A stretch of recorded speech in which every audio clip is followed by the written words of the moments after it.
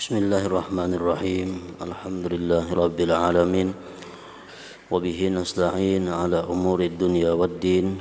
Wassalatu wassalam ala asyrafil anbiya wal mursalin. Sayyidina Maulana Muhammadinil amin wa ala alihi wa sahbihi ajma'in. Qala al-musannif al-imam hujjatul Islam Abu Hamid Muhammad bin Muhammad al-Ghazali rahimahullah wa nafa'ana bi ulumihi. Wa niyyatun nas fit ta'at aqsam idh minhum may yakunu amaluhu ijabatan li ba'ithil khawf fa innahu yattaqin nar wa minhum may ya'malu ijabatan li ba'ithir raja wa huwa ar-raghbatu fil jannah wa hadha wa in kana nazilan bil idafati ila qasdi ta'atillah wa ta'zimihi li dhatihi wa li jalalihi la li amrin siwa fa huwa min jumlatin niyyatis sahihah li'annahu mailun ilal maw'ud fil akhirah wa in kana min jinsil ma'lufat fid dunya wa aghlabul bawa'is ba'ithul farji wal batni wa mawdi'u qadha'i wa tarihim al jannah fal amil li ajlil jannah amilun li batnihi wa farji kal ajiri su wa darajatuhu darajatul bulhi wa innahu la yanaluha bi amalihi id aktsaru ahlil jannatil bulhu ila akhir. Makna dari kalam al-imam hujjatul Islam Muhammad bin Muhammad al-Ghazali rahimahullah wa nafa'ana bi ulumihi fid darain. Niat manusia dalam melaksanakan taat itu bermacam-macam. Antara satu dengan yang lainnya berbeda-beda dalam melaksanakan taat kepada Allah Subhanahu wa ta'ala.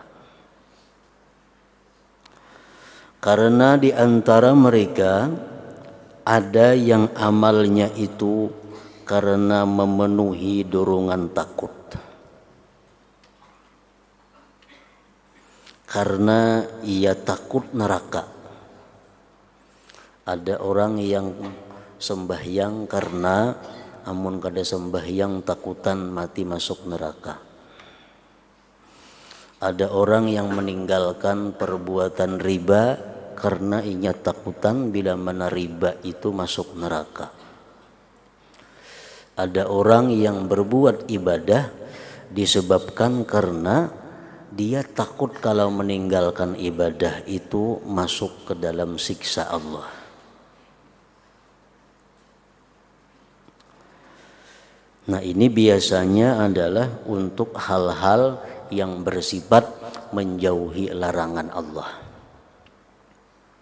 Umumnya kebanyakannya daripada kaum muslimin, mereka itu meninggalkan yang diharamkan Allah karena takut siksanya. Karena takut neraka. Sehingga mereka bisa meninggalkan apa-apa yang diharamkan oleh Allah Subhanahu wa ta'ala. Dan di antara mereka ada yang beramal karena memenuhi dorongan harapan, yaitu keinginan masuk surga. Ini biasanya dilakukan untuk melaksanakan ibadah. Orang beribadah melaksanakan sembahyang dengan tujuan bisa masuk surga. Orang melaksanakan qiyamul lail dengan harapan mendapat nikmat di sisi Allah. Orang yang melakukan zakat, melakukan puasa, melakukan haji terdorong oleh pahala yang besar di sisi Allah.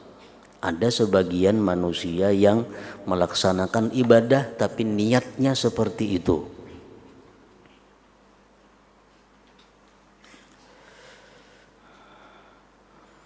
Dan di antara mereka ada yang beramal karena memenuhi dorongan harapan, yaitu keinginan masuk surga. Dan ini walaupun di bawah dengan dibandingkan kepada kasat, kepada niat taat kepada Allah dan mengagungkannya karena zat dan keagungannya, tidak karena perkara lainnya, maka itu termasuk jumlah niat-niat yang benar. Artinya orang berniat yang macam tadi itu bujur aja, artinya masih digolongkan ikhlas.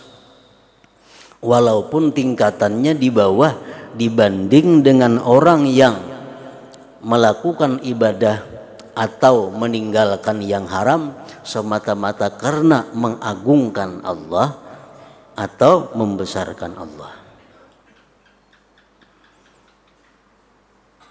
Memang yang paling baik itu adalah kalau kita beribadah didorong oleh niat menjunjung perintah Allah. Kenapa kita sembahyang? Karena disuruh oleh Allah. Kenapa kita puasa? Karena disuruh Allah. Kenapa kita berzakat? Karena disuruh Allah. Kenapa kita bersedekah? Karena disuruh Allah. Kenapa kita meninggalkan riba? Karena dilarang Allah.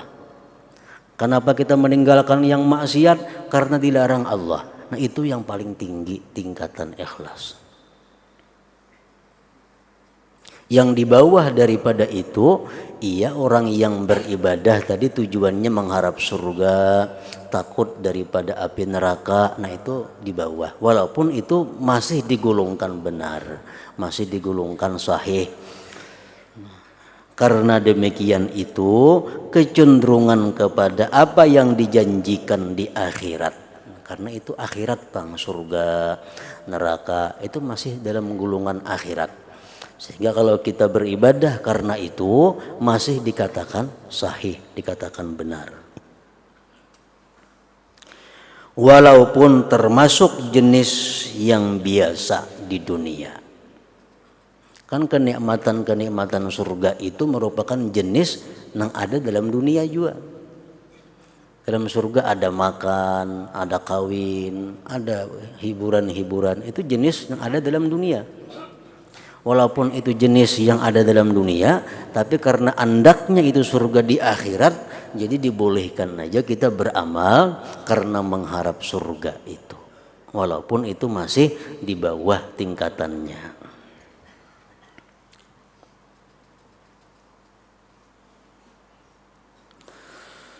Dan paling kuat dorongan adalah dorongan farji dan perut. Dan paling kuat dorongan adalah dorongan syahwat. Orang itu bekerja, orang itu beramal, baik amal apapun, biasanya yang kuat mendorong itu adalah syahwat. Baik syahwat perut atau syahwat farj.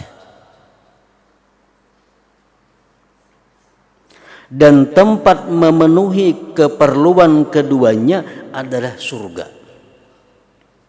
Tempat di mana kita hendak melampiaskan syahwat dengan sepuas-puasnya itu di surga. Kalau dalam dunia masih ada batasan-batasan. Dalam dunia seapa paling kuat kita makan? Kanyang. Kada kau lagi sampai ke gulu sudah nasi membuat. Dalam dunia berapa kemampuan orang kawin? Ada batasannya. Nah kalau di surga seapa banyaknya kita makan, kada ada batasannya, kada ada kanyang-kanyangnya, kada ada puas-puasnya. Seekor manusia dapat bidadari 700, kada ada lamah-lamahnya. Seekor manusia 24 jam nang dia makanan, minuman, kada ada busan-busannya. Jadi kalau urusan tempat untuk menunaikan syahwat itu di surga hendaknya. Dan tempat memenuhi keduanya adalah surga.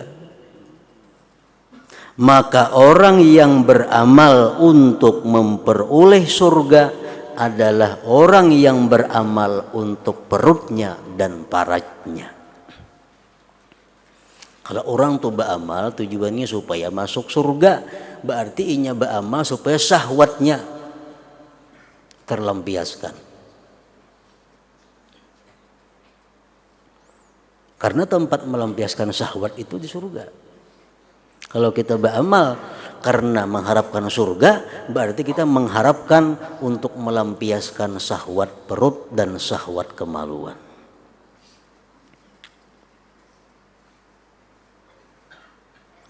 Seperti buruh yang jahat. Buruh yang jahat itu adalah buruh yang bekerja karena takut terhadap ancaman tuannya. Kan menjadi tuan bila kada tuntung ku pukule. Jam bila kada tuntung ku siksa begawi inya. Karena tuannya kadada keperai. Datang tuannya lawan tungkat, lawan cambuk begawi karena takutan dicambuk oleh tuannya. Nah, itu ada juga sebagian kita yang beribadah itu semata-mata takutan dengan siksa Allah. Takutan dengan ancaman Allah.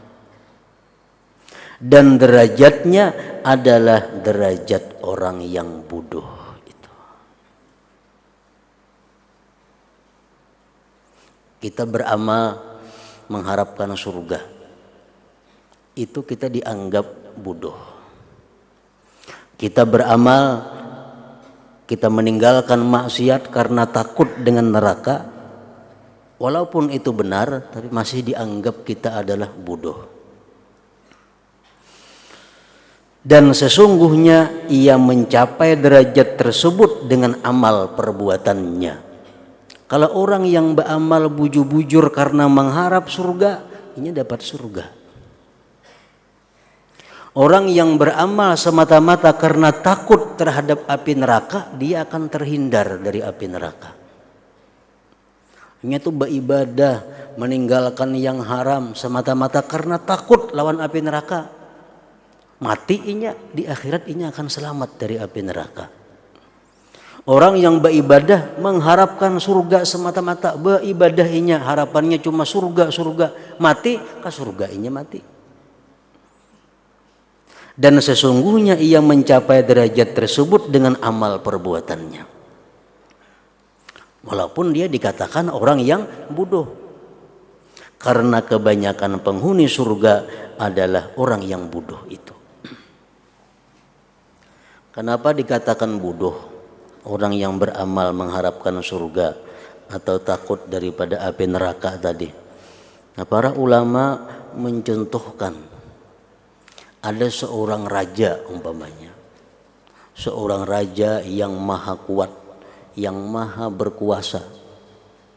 Raja ini ada mempunyai sebuah taman, yang di dalam taman itu semuanya ada apa yang kita inginkan.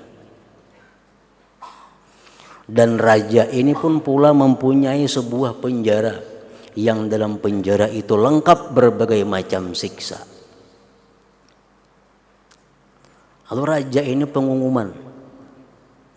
Ujar raja, siapa beribadah karena surga, karena taman ini, maka dia pun berhak untuk masuk taman yang indah ini. Siapa-siapa yang beribadah karena takut masuk penjara, ujar si raja, dia akan kuselamatkan dari penjara.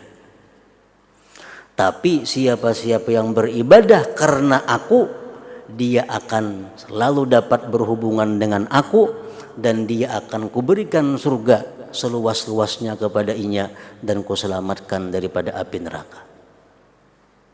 Nah, jadi kita beramal tinggal pilih antara nang mana. Amun kita memilih beramal karena surga, kita dapat surga. Tapi kita kada kau bertemuan lawan ampun surga. Kita kada kau melihat, kada kau bermunajat, kada kau berdialog lawan ampun surga. Kalau kita beramal karena takut terhadap api neraka, kita terhindar dari api neraka. Kita selamat dari api neraka. Tapi kita kada kawaju bertemuan lawan yang menyelamatkan kita dari api neraka itu. Nah, tapi kalau kita beramal karena si raja itu, kita kawa setiap saat berilang, kita kawa setiap saat berhubungan lawan raja itu, dan kita otomatis akan dapat surga yang dimiliki oleh raja itu. Nah, kayak itu. Nah, orang-orang nang bodoh ini yang penting beramal masuk surga, bertemuan kakada ke ampun surga itu kada jadi soal. Nah, kayak itu artinya. Dan kebanyakan penghuni surga orang yang macam itu. Kebanyakan penghuni surga orang yang macam itu.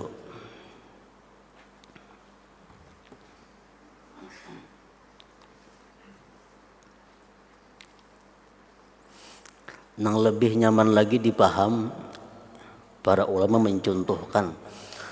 Contoh ini bagi laki-laki umpama. Contoh ini untuk laki-laki. Ada seorang perempuan yang sangat cantik, sangat luar biasa. Perempuan cantik ini mempunyai kerajaan yang sangat kuat. Perempuan cantik ini mempunyai istana yang dalamnya serba ada. Perempuan cantik ini mempunyai penjara yang siksaannya lengkap serba ada juga.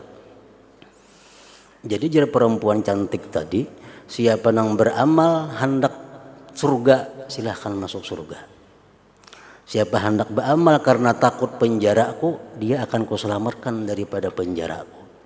Tapi siapa beramal karena aku, dia akan dapat aku dan dapat surga ini. Nah, orang pintar milih yang mana kira-kira tuh? Nah, itu. Tentu milih si perempuan itu, surganya dapat, perempuannya dapat. Nah, makanya tadi kebanyakan orang surga tuh orang bodoh.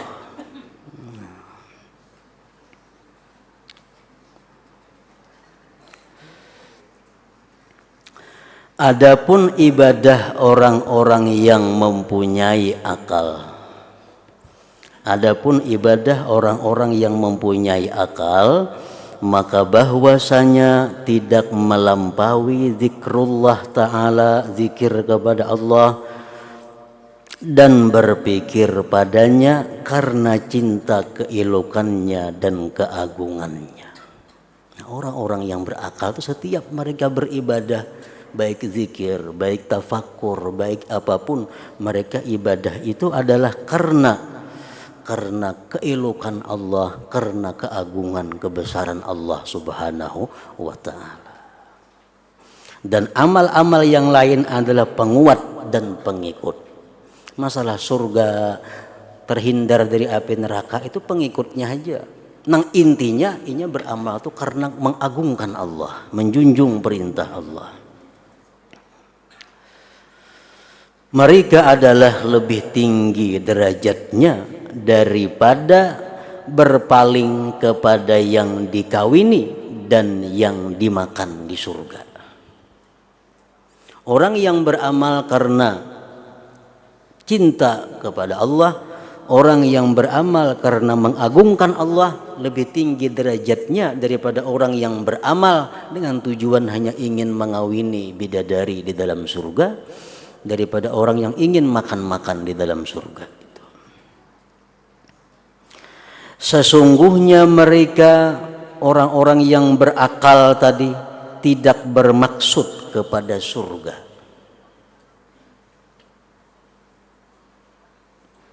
Surga bukan tujuannya. Bahkan mereka orang-orang yang berakal berdoa kepada Tuhannya di waktu pagi dan sore dengan menghendaki zatnya semata-mata.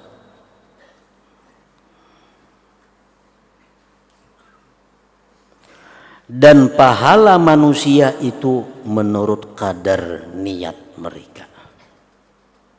Menurut kadar niat mereka. Orang yang beribadah dengan niat menjunjung perintah Allah lebih besar pahalanya daripada orang yang beribadah mengharapkan surga. Orang yang beribadah mengharapkan surga lebih baik daripada orang yang beribadah takut masuk neraka. Walaupun ketiga-tiganya itu selamat, ketiga-tiganya digolongkan yang benar. Tapi pahalanya kadar rata menurut kadar niat mereka. Maka pasti mereka memperoleh kenikmatan dengan memandang zatnya yang mulia.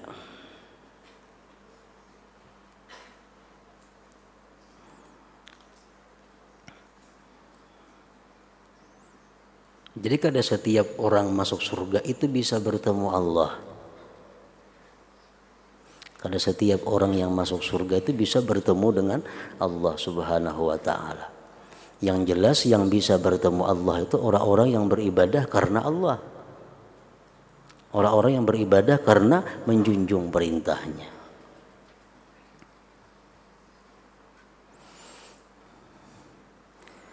Dan mereka orang-orang yang berakal tadi mengijik terhadap orang yang berpaling kepada bidadari. Sebagaimana orang yang merasakan kenikmatan dengan memandang bidadari mengijik terhadap orang yang merasakan dengan memandang kepada wajah gambar-gambar yang dibuat dari tanah liat. Orang yang memandang Allah akan mendapat satu kenikmatan yang luar biasa, yang jauh lebih nikmat daripada memandang bidadari. Lalu mereka mengijik kepada orang yang memandang bidadari itu. Iki merugi kada kamu memandang Allah. Kalau iki memandang Allah kayak apa dah? Lebih nikmat daripada memandang bidadari itu. Sebagaimana orang yang memandang bidadari mengijik kepada orang yang memandang patung-patung gambar-gambar. Nah, apa iki memandang patung dia pandang bidadarinya? Nah, kan kayak itu.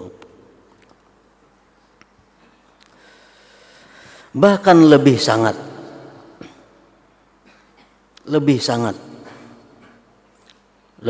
apa? Lebih sangat ruginya kalau dibanding antara orang itu. Orang yang memandang bidadari lebih sangat rugi dibanding dengan orang yang memandang tanah liat tadi. Kalau dia dibandingkan dengan orang yang melihat Allah Subhanahu wa taala. Sesungguhnya perbedaan antara keelokan hadratur rububiyah dan keelokan bidadari itu lebih sangat dan lebih besar banyaknya daripada perbedaan antara keelokan bidadari dan gambar-gambar yang dibuat dari tanah liat. Bahkan merasa besarnya nafsu-nafsu syahwat kebinatangannya untuk memenuhi hajat dari bercampur baur dengan bidadari yang cantik dan berpaling mereka dari keelukan wajah Allah yang mulia adalah menyerupai merasa besarnya binatang kumbang bagi teman wanitanya dan kejinakan hatinya baginya dan berpaling dari memandang kepada keelukan wajah-wajah wanita. Maka kebutaan kebanyakan hati dari melihat keelokan Allah dan keagungannya itu seperti kebutaan kumbang dari mengetahui keelokan wanita. Sesungguhnya ia tidak mengetahuinya sama sekali dan tidak menoleh kepadanya. Jikalau kumbang itu mempunyai akal, disebutkan wanita kepadanya, niscaya ia memandang baik akal orang yang berpaling kepada wanita itu. Nah, karena tadi orang yang beribadah mengharapkan surga tadi hanya karena surga, kada punya akal yang cukup untuk bisa mengalihkan pandangan bahwa beribadah karena Allah itu lebih nikmat, lebih besar pahala dan ganjarannya. Firman Allah Subhanahu wa taala, wala yazalun mukhtalifin, artinya tetapi senantiasa mereka berselisih pendapat. Saya sudah merasa paling baik sudah beramal itu karena surga. Paling nyaman sudah beramal itu mengharapkan surga. Saya paling nyaman sudah beramal itu supaya terhindar daripada api neraka. Ada rata tingkatan manusia. Ada yang berpikir ringkas, yang penting beribadah ini aku gugur kewajiban, terima kadang kata sarah aja lagi. Ada nama macam itu. Yang penting ibadahku sah, berpahala kadang harus jadi soal. Nah ada macam itu. Tergantung yang ada pada diri mereka. Ada yang merasa kada puas beribadah mesti ke surga, ada. Ada yang kada puas mesti beribadah itu karena Allah. Kullu hizbin bima ladaihim farihun, artinya tiap-tiap golongan mereka, tiap-tiap golongan merasa bangga dengan apa yang ada pada golongan mereka. Walidzalika khalaqahum, artinya dan untuk itulah Allah menciptakan mereka.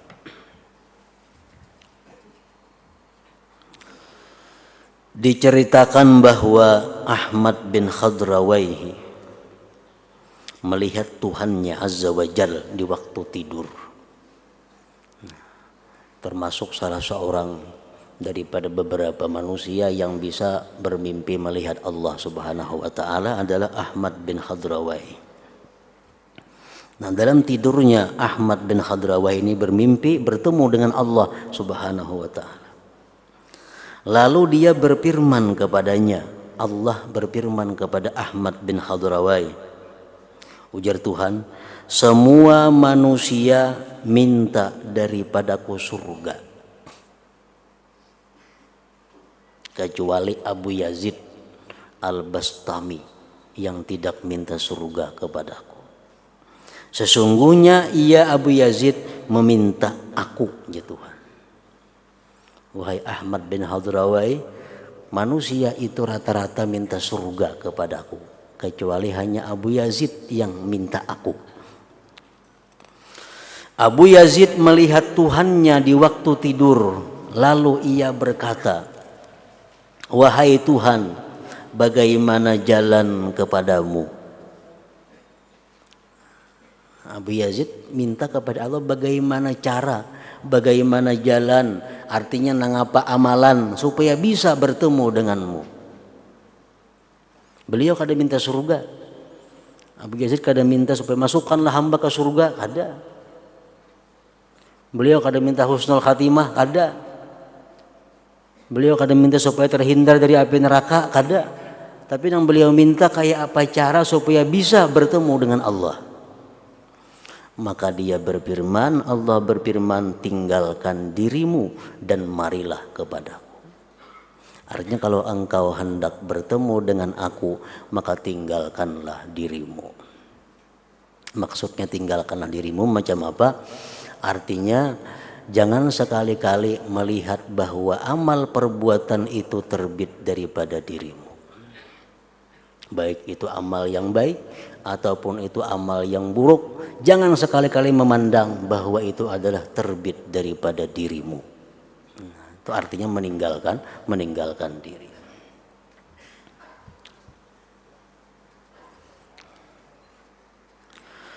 Asy-Syibli, Imam Syibli dilihat dalam mimpi sesudah meninggalnya di waktu tidur. Imam Syibli meninggal dunia, lalu sesudah Sirin meninggal ada orang-orang bermimpi bertemu Imam Syibli. Lalu ditanyakan kepada Imam Syibli, apa yang diperbuat Allah denganmu? Kayak apa Tuhan lawan pian? Maka ia menjawab, ujar Syibli, dia Allah tidak menuntutku atas segala dakwaan dengan dalil selain atas satu perkataan yang pernah saya katakan pada suatu hari. Manakah kerugian yang lebih besar daripada kerugian terhalang dari surga? Ujar Syibli, samuan perkataanku itu diterima oleh Allah. Cuma ada satu perkataanku yang Allah itu menolak. Dalam dunia aku pernah berkata bahwa orang yang paling rugi adalah orang yang kada ke surga. Ujar Imam Syibli, dalam dunia dulu aku pernah ceramah bahwa orang yang paling rugi itu orang yang matinya kada ke surga. Nah itu dibahas oleh Allah, ditentang oleh Allah. Maka Allah berfirman, manakah kerugian yang lebih besar daripada kerugian terhalang dari berjumpa denganku? Sebenarnya kerugian yang paling besar itu bukan kada masuk surga.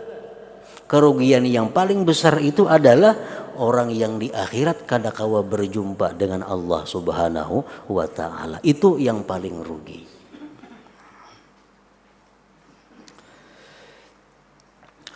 Dan yang dimaksud adalah bahwa niat-niat ini berlainan derajatnya. Niat nang mengharap surga, takut dengan api neraka, berniat karena menjunjung perintah Allah itu lain-lain derajatnya. Dan barang siapa kuat atasnya salah satu daripadanya, maka kadang-kadang tidak mudah baginya berpindah kepada yang lain. Orang yang sudah terbiasa beramal mengharapkan surga, itu sulit berpindah kepada yang lain. Ini beramal hingga meunting surga. Saling ngalihan ubah supaya beramal itu menjunjung perintah Allah, ngalih berpindah itu. Mengetahui hakikat-hakikat ini akan menimbulkan amal dan perbuatan yang tidak diingkari oleh orang-orang ahli fikih yang berpegang kepada zahir ilmu fikih. Maka kami mengatakan bahwa orang yang hadir niat baginya pada suatu yang mubah, makan itu perbuatan mubah, tapi dia punya niat yang bagus dengan makan itu, dan tidak hadir niat pada perbuatan utama. Membaca Quran contohnya itu perbuatan utama, tapi kada punya niat. Kalau ada punya niat napa-napa, ambil Quran baca. Nah, ada yang sekundinya makan, tapi niatnya bagus. Maka perbuatan mubah itu lebih utama. Dan keutamaan berpindah kepadanya. Lebih baik makan tadi. Orang tuh makan, tujuannya kenapa? Aku ini anak belajar. Aku ini anak menuntut ilmu. Lapar kada nyaman, makan dulu supaya kuat menuntut ilmu, supaya kuat ini makan. Nah, itu makan mubah tapi niatnya ada.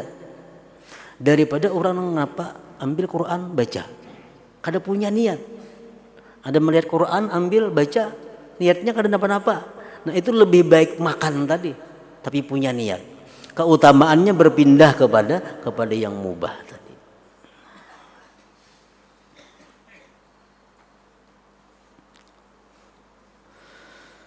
Dan perbuatan utama pada haknya adalah hal yang kurang, karena sesungguhnya amal perbuatan itu dengan niat. Amal perbuatan yang utama tapi kada punya niat, kada punya harga di sisi Allah. Amal yang mubah yang boleh tapi karena punya niat yang bagus jadi punya nilai ibadah di sisi Allah Subhanahu wa ta'ala. Dan demikian itu seperti memaafkan.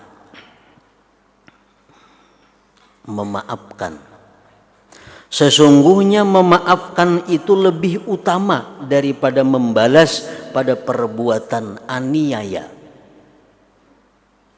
Misalnya orang menyambat kita, jadi orang ikam itu bungol. Itu kita ada dua pilihan. Yang disambat bungol ini ada dua pilihan. Bisa memaafkan atau membalas jangan lebih pada itu. Ikam bungol juga.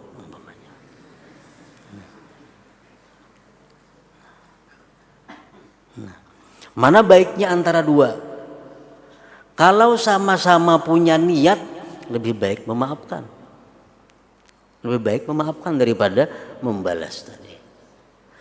Tapi kalau memaafkan tapi kada punya niat, membalas tapi ada niatnya, lebih baik membalas.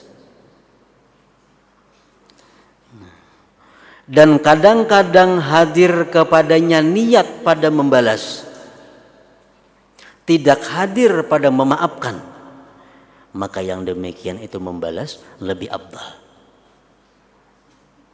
Ini perlu ku balas, niatnya apa supaya jangan lagi maulang nangka itu kada baik kina. Kan punya niat, balas saya juga. Ketimbang berandai tapi kada punya niat napa-napa, lebih baik membalas. Padahal andai kata punya niat kedua-duanya, jauh lebih utama memaafkan. Kalau punya niat kedua-duanya. Dan seperti bahwa ada baginya niat pada makan, minum, dan tidur untuk melapangkan dirinya dan memperoleh kekuatan atas ibadah di masa mendatang. Dan niatnya tidak terbangkit pada dua hal itu bagi puasa dan salat, maka makan, minum, dan tidur itulah yang lebih utama baginya. sembahyang, puasa. Tapi kada ada punya niat napa-napa, umpatan aja. Orang sembahyang umpatan yo sembahyang. Orang puasa umpatan yo puasa. Kada tahu menjunjung perintah Allah kah, mengharap pahala kah, kada ada juga. Orang puasaan umpat juga puasa. Nah, lebih baik inya makan tapi niatnya bagus. Lebih baik inya guring, niatnya bagus. Maka makan, minum, dan tidur itulah yang lebih utama baginya. Bahkan jikalau ia bosan beribadah karena kerajinannya atasnya, semangatnya diam dan kegemarannya lemah, dan ia tahu bahwa jikalau ia bersenang-senang sesaat dengan permainan-permainan dan pembicaraan, niscaya semangatnya kembali, maka permainan itu lebih utama baginya daripada salat. Ini sembahyang umpamanya 100 rakaat, sampai sudah 50 rakaat lama sudah, mulai bosan. 60 rakaat, 70 rakaat sain uyuh, sain membosankan, tuntung sembahyang. Ada nang saya kong nininya sembahyang sampai 50 rakaat, asa lapah sudah, asa nguyak, asa apa, bawanya istirahat. Dibawanya bergurau untuk menimbulkan kembali semangatnya. Nah, dibawanya main-main untuk menimbulkan kembali gairah ibadahnya. Nah, inya bermain-main seperti itu lebih baik pahalanya daripada orang yang sembahyang tapi dalam keadaan bosan, dalam keadaan lemah semangatnya tadi.